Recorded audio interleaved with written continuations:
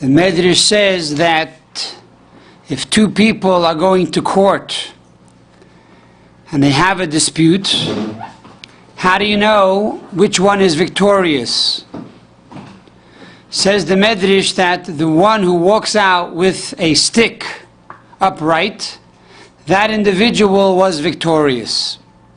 And so too, Rosh Hashanah and Yom Kippur, we have a court case against the Nefesh HaBahamis, the animal soul, or the Satan, who is the district attorney that tries to find fault in us. And how do we know that we are victorious when it comes the holiday of Sukkot or Sukkot, and we walk out with the Lulav and the Etrog, the Lulav is upright, then we know that we are truly victorious. What is the secret of the Lulav and the Esrog, the Hadasim and the Aravot, the four species? We find in the Torah, in the book of Leviticus, chapter 23, verse number 40, it says over there, "Ulakachtem lachem b'yom harishon." On the first day of the holiday of Sukkot, you are to take for yourself Pri Eitz Hadar, a very beautiful fruit. Kapos Tamarim, the date palm, or the fronds of a date palm. Vanaf Eis Avos, a branch of a braided tree. V'arvei Nachal, and willows of the brook. These are the four species that one is to take for the holiday of Sukkot. In other words, in addition to eating in the Sukkah, we also have an additional mitzvah, and that is to make a bracha, a blessing, on the four species every day of Sukkot. What is the first of the species? The first of the species is the Esrog.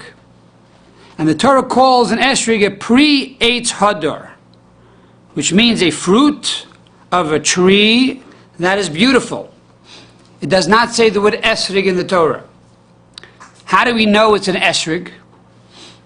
So we look into Rashi, the classic commentator of the Torah, the logician of the Torah.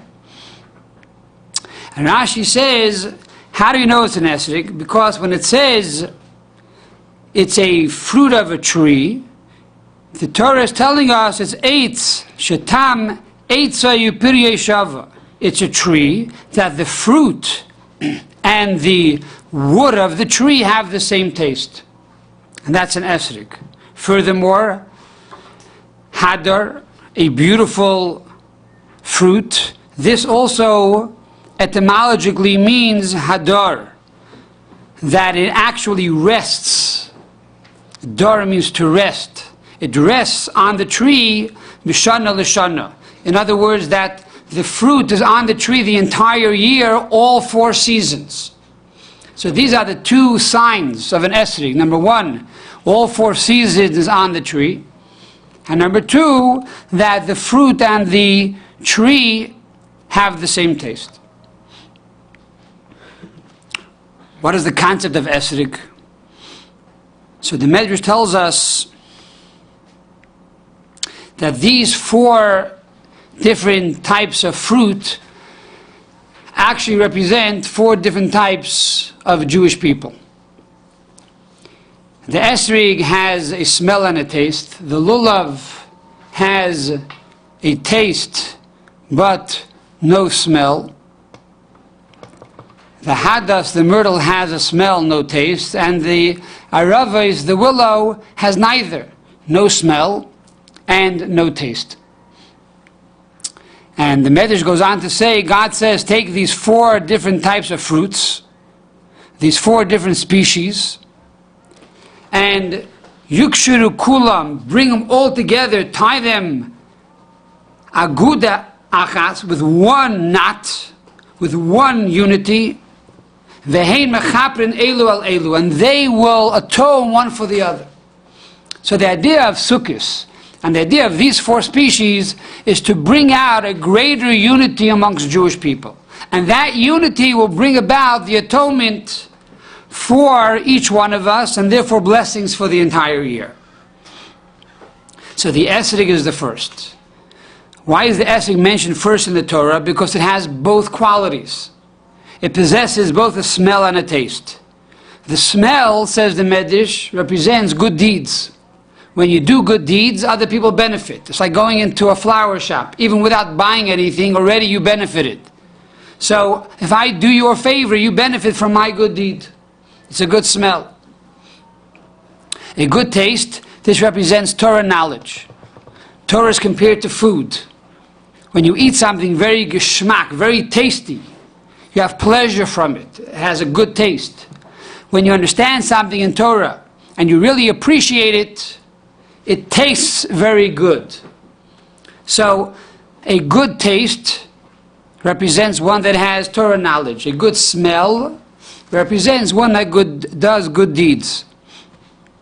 So the Esrog represents a person that has both good qualities. A, he's a Torah scholar, and B, he or she is an individual that does good deeds. Now, very often when we are so perfect that we have both knowledge and good deeds, this could bring one to arrogance, gava. If you have gava, if you have arrogance, how can you be united with your neighbor? And yet the whole purpose of these 4 species is that we bring them all together. And then you make the bracha. You can't make a bracha on one of the 4 or 3 of the 4, but only if you have all 4. So if one of them sticks out and one of them cannot be connected with the rest, you don't do the mitzvah. And the Rambam counts all of these 4 as one mitzvah, mitzvah 169. It's not 4 separate mitzvahs that you could do independently. The only way you fulfill the mitzvah is by having these 4 details, these 4 fruits, these 4 species, part of one complete mitzvah. But if you're arrogant, how can you unite with another person? So therefore we are told that the word Esrog is an acronym for Al Tivieni Regel Gaiva. Do not bring me to the foot of arrogance. It's a verse in Tehillim in chapter number 36. So the Esrog itself is the acronym, do not bring me to the feet of arrogance. Now, there's a question, what kind of an Esrog should one use? In Israel, we have a lot of beautiful Esrogim, a lot of Esrog orchards. Yet we find that the custom of the Chabad Hasidim in particular, and other Hasidim as well, is to use primarily the Esrog that comes from Calabria, from Italy. And the Alter Rebbe explains that why is this so? Because the Torah says, "Lokachtem lechem," you shall take for yourself the Esrog. And what happened was in the desert, Moses sent Shaluchim, Moses sent emissaries from the desert to Calabria on a cloud of glory, and they collected Esrogim for all the Jewish people, and they brought it back. So therefore, because we have this Kabbalah, we have this teaching, that Moses sent the Jews to Calabria to get the Yaneve, Italian Esrogim, therefore we too should use those Esrogim. Once the Rebbe Rashab said that the reason why God did this in the first place was because in Calabria you don't have too many Jews. And therefore he wanted the Jews to go there, to Calabria every year, to get the Esrogim, to be mevared in the tzutzim, to elevate the holy sparks that are found there. Now in truth, we find that the previous Lubavitcher Rebbe, Rabbi Yosef Yitzchak, gave his son-in-law, our Rebbe, also an Esrog from Israel. So the Rebbe made a bracha on the Esrog from Calabria, but he used to use also the Israeli Esrog to do the nanuyim, to do the shaking of the Lulav and the Esrog. This was not made public, but there are many proofs of this fact. There's a letter from the Frierdiker Rebbe, Rabbi Yosef Yitzchak, where he writes, someone asks him, how come you don't support the land of Israel? Why don't you buy Esrogim from the land of Israel? Why do you specifically buy Esrogim from Italy? So he responds and he says that who loved Israel more than the Alter Rebbe? Who loved Israel more than the first Rebbe of Chabad, Reb Shnei Zalman of Liadi? It's very well known that he established a charity there called Kollel Chabad, which is the oldest charity today in Israel. And he supported Israel. He did everything he could for the land of Israel. Yet, the fact that he used an Esrog from Calabria is because of the fact that traditionally the first Jews went to Calabria to get the Esrog. But not, God forbid, that Israel is not the most important thing in our eyes. So this is the concept of the Esrog. It represents the knowledge of Torah and represents the performance of good deeds. Then we have the Lulav. That's the second fruit or species that is mentioned in the Torah. And it's called Kapois Tumarim. What's Kapois Tumarim? So Rashi says, in truth, if you look at the word Kapois, it's missing the letter Vav. It's Chaf, Pei, and a Saf. It says Rashi Chaser Vav. Why? To teach us She'ena Ela Achas. You should take one Lulav, not more than one Lulav. And the Alter Rebbe in Shulchan Aruch in chapter 645 tells us that why does the Torah use the word Kapois and not something more simple like the word Ale, which means leaves, the leaves of the date tree. Why Kapois? Which Kapois means the fronds of the date tree. And he explains that the reason is because the word Kapois can also spell out the word Kafus. Kafus means bound. In other words, that the leaves must still be pliable so that you can bind it together and make it into one unit. It should not go outward like this. But on the contrary, a kosher lulav has to be kafus, has to be bound.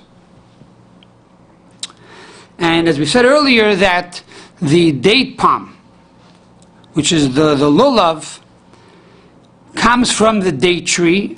Dates have a taste, but have no smell. This alludes to the knowledge of Torah.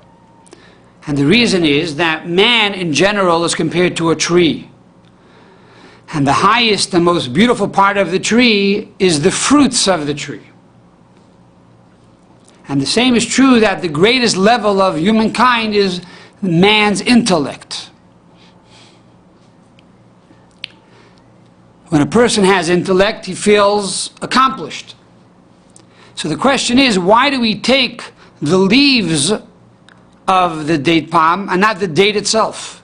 If the date has the taste, take the date, and this will represent the knowledge of Torah. Why specifically do we take the fronds of the date?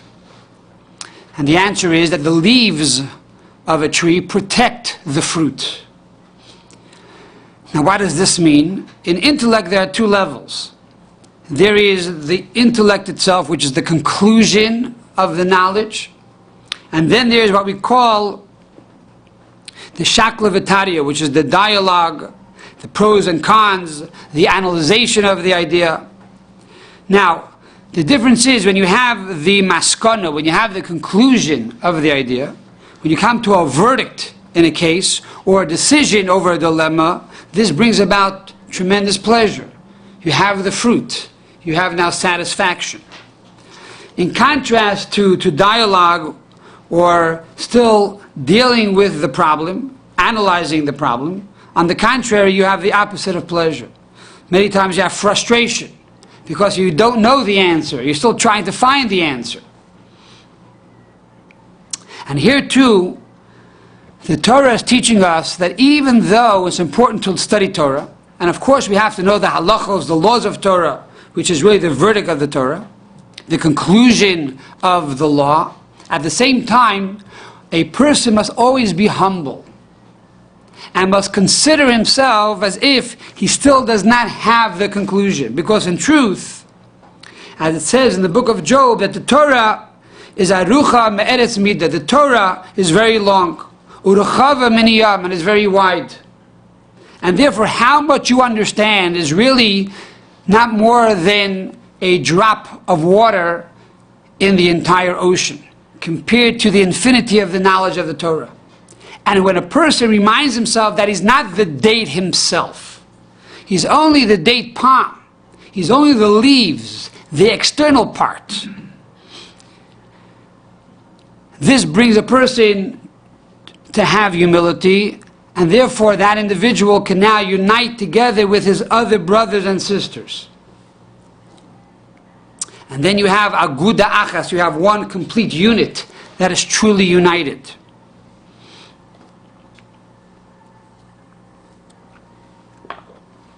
We move on now to the third of the four,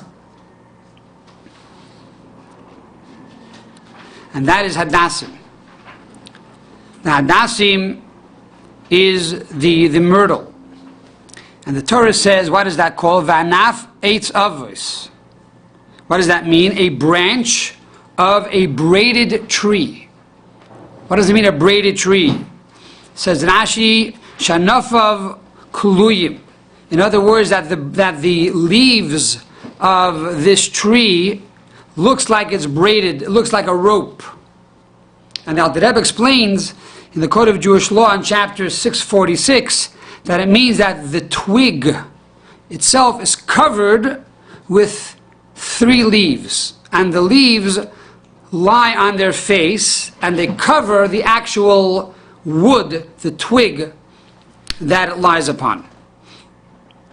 And it's braided. Why is it braided? Because 3 leaves come out of one nest. They emerge from one place. So that is the concept of braided. What is the idea of Hadasim? We said earlier, Hadasim has a smell. A smell, but no taste. Implying a Jew that does mitzvahs, he does good deeds, but on the other hand, that person does not have the knowledge of the Torah. It's interesting that, generally speaking, we are required to use 3 Hadasim in the Lulav. 1 Esrog, 1 Lulav, but 3 Hadasim.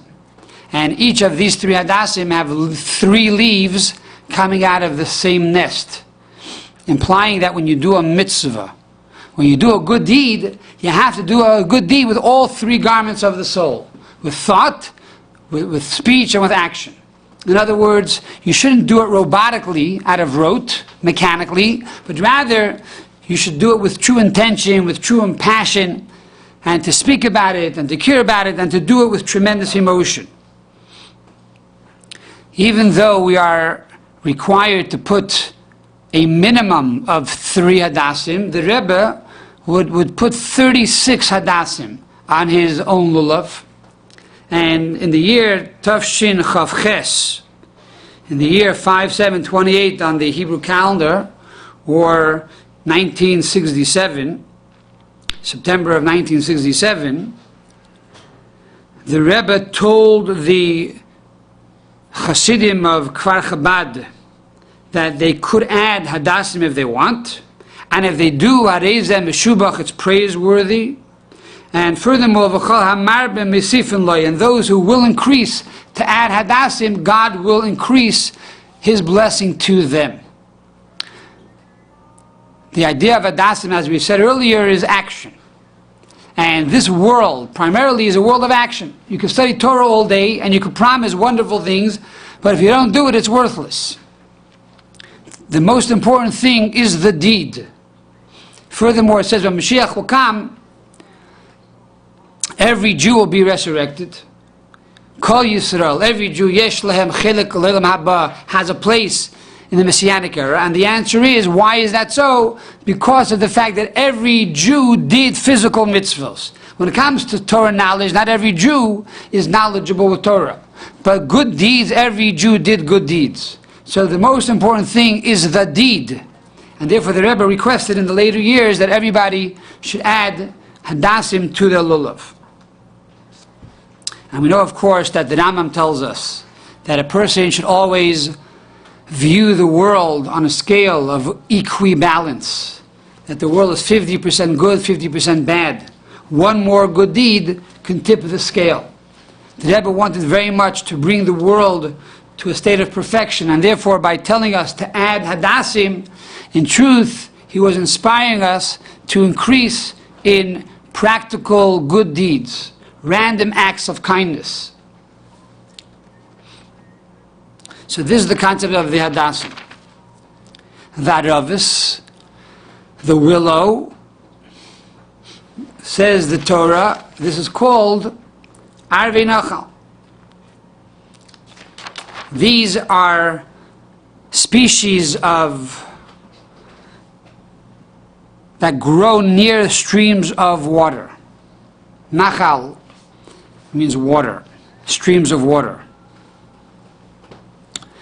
So, however, the Aravos have no smell and no taste, implying that a person has neither any good deeds nor Torah knowledge. Yet the Torah says we got to bring them all together. We have to unite them all as one. And when God sees that we unite everyone together, from the greatest Torah scholar to the most simple Jew, then he gives us his blessing. However, there's a question, and that is, we find on the last day of Sukkot, known as Hoshana Rabbah, the day of the great salvation, on this great day it's customary to take 5 Aravis, 5 willow, and we hit it on the ground. And it says by doing this, we bring down the 5 levels of kindness that should overpower the 5 levels of judgment. And just like that Aravis grow near water, and water represents kindness, because water flows from a higher level to a lower level, so too God will bestow his kindness upon the Jewish people. And the question that the Rebbe asks, why do we take that Arava? If that Arava implies a Jew that has no Torah knowledge, and also no good deeds, how could that Jew inspire God to bring about all of these blessings, not only the blessings of water and rain, but to transform the 5 levels of judgment and severity into the 5 levels of kindness?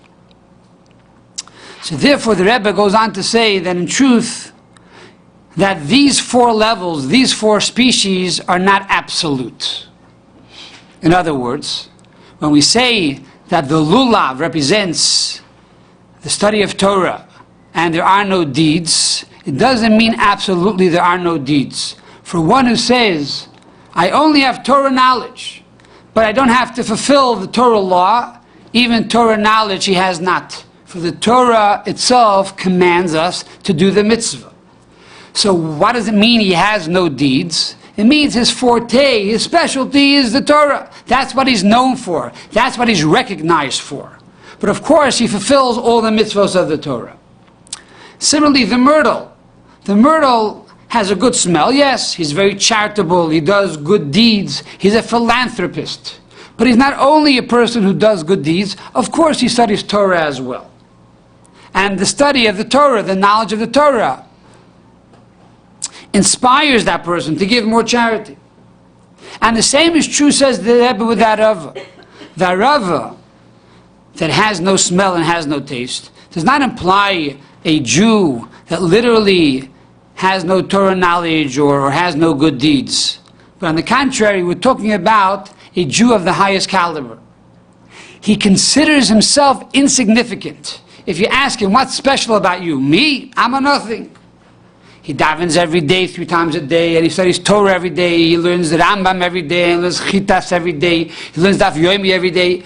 But he doesn't feel important.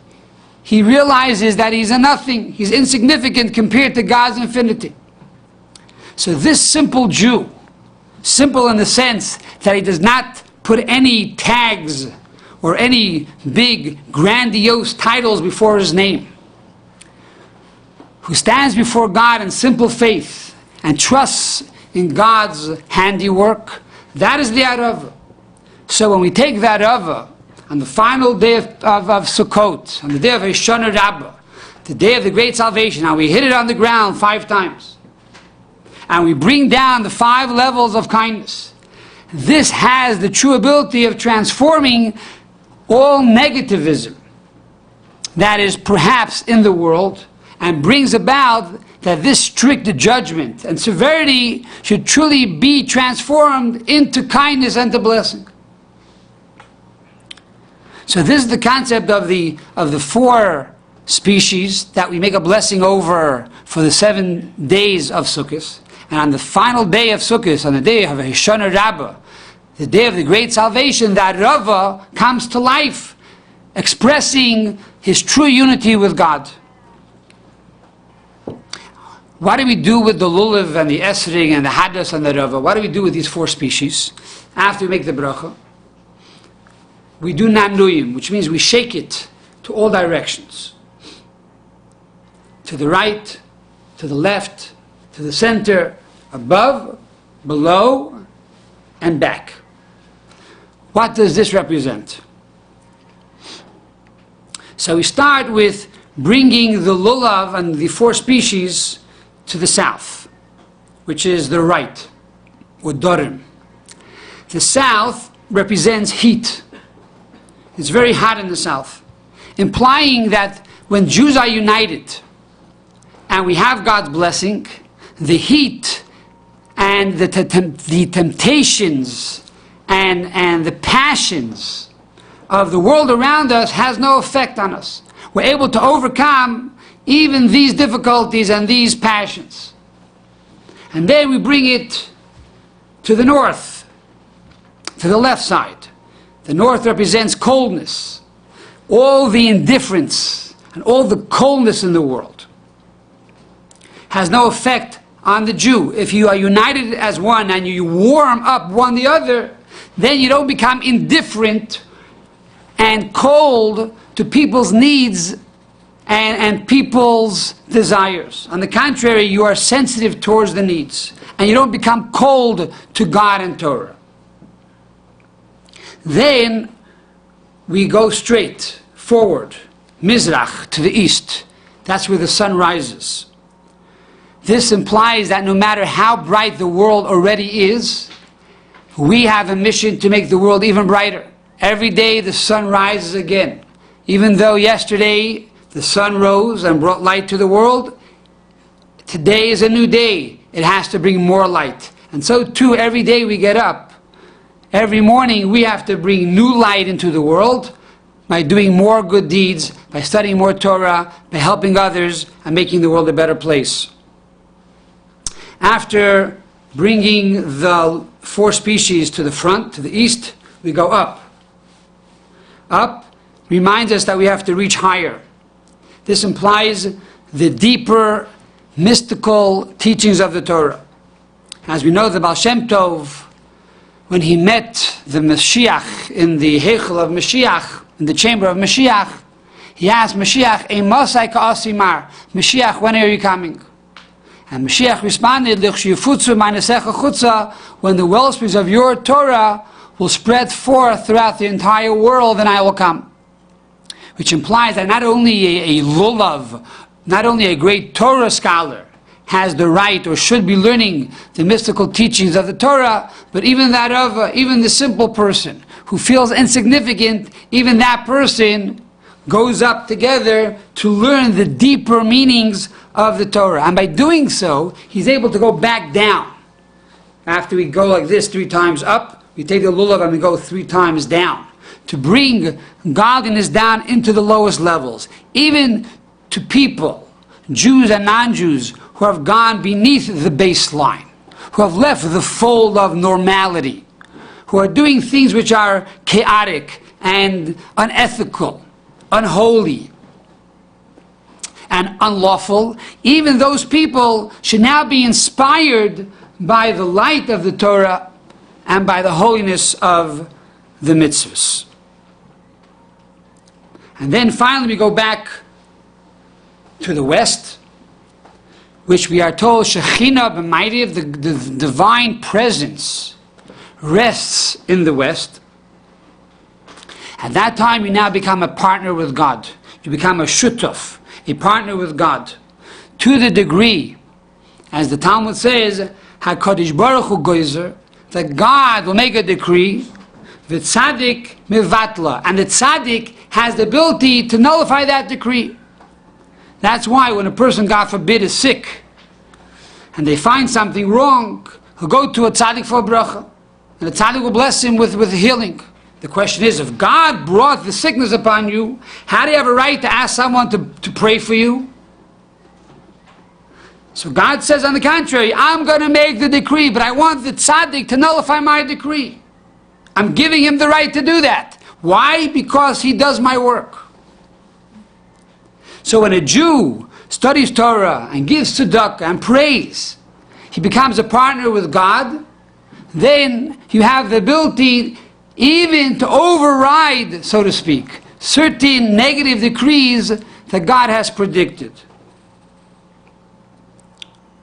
And all of this is primarily through the unity. When Jews are united as one, and we pray for each other, and we help each other, we have the ability to bring true healing to the world and true blessing to the world. So this is the basic concept of the four species. Sukkot comes every year after Rosh Hashanah and Yom Kippur. As we stated earlier, Rosh Hashanah and Yom Kippur is also a time of unity. As we say in the Kol Nidrei, Anu matirim nespalel im havayonim, we clearly state that even with the sinners, we are permitted to pray. But yet you look around the shul, who's the sinner? Do we point out the sinners? Do we know who the sinner is? Everybody is wearing the talesim, or everybody is wearing the white garments, and we're all sitting together in a soulful level of prayer and holiness. There are no sinners. However, when it comes to the holiday of Sukkot, then we reveal our true colors. Here you see the Aravot, the Willow is over here, and the Esrog is over here, and the Lulav is over there, and the Myrtle is over there. We're sitting in the Sukkah, we're doing our own thing.